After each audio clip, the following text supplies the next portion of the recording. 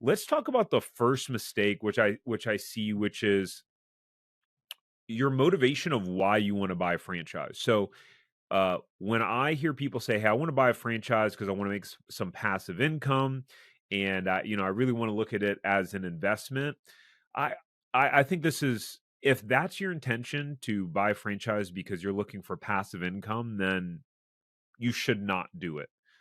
The only way I would say that you could do it is if you're an experienced entrepreneur, you've owned businesses before, like this is not your first rodeo, then okay, that's a little bit different. But if this is your first time as an entrepreneur, as a franchise owner, then this is not going to be passive. Now, it is possible that you can eventually get the business to be passive.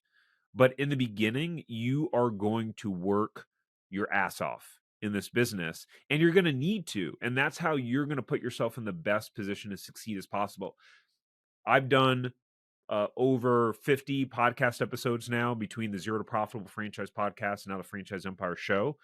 Um, all the franchisees that I've spoken to, they have been owner operators in the beginning in their business. And that was one of the reasons why they then were able to get to passive. So, as an example, when we opened up our first store in California, so we built out the first store from scratch, meaning when we signed our lease, it was a dirt lot, it was raw land. There was nothing in the shopping center. So, between when we signed our lease to when our store opened, it was a 2.5 year time period.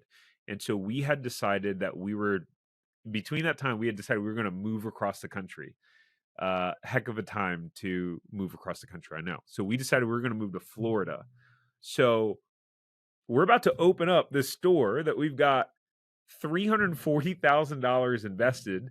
I've never run a business like this. I've never run a franchise.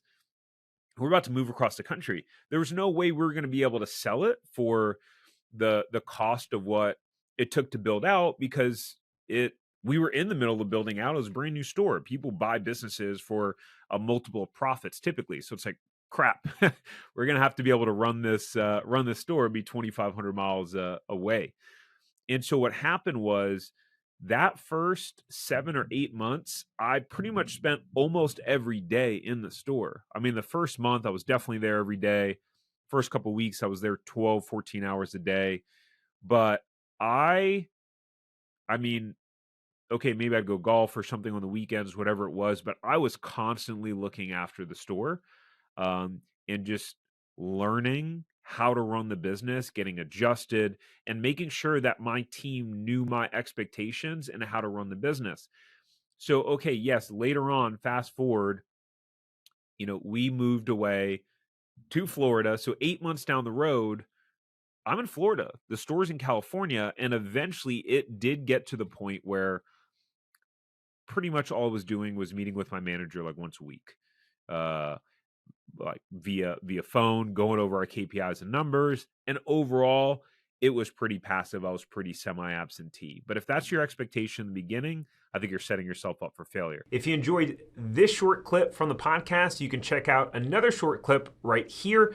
Or if you want to watch the full episode of this podcast, you can watch that here. And remember, knowledge is not power. It's applied knowledge that's power. Take care. Have a great rest of your day.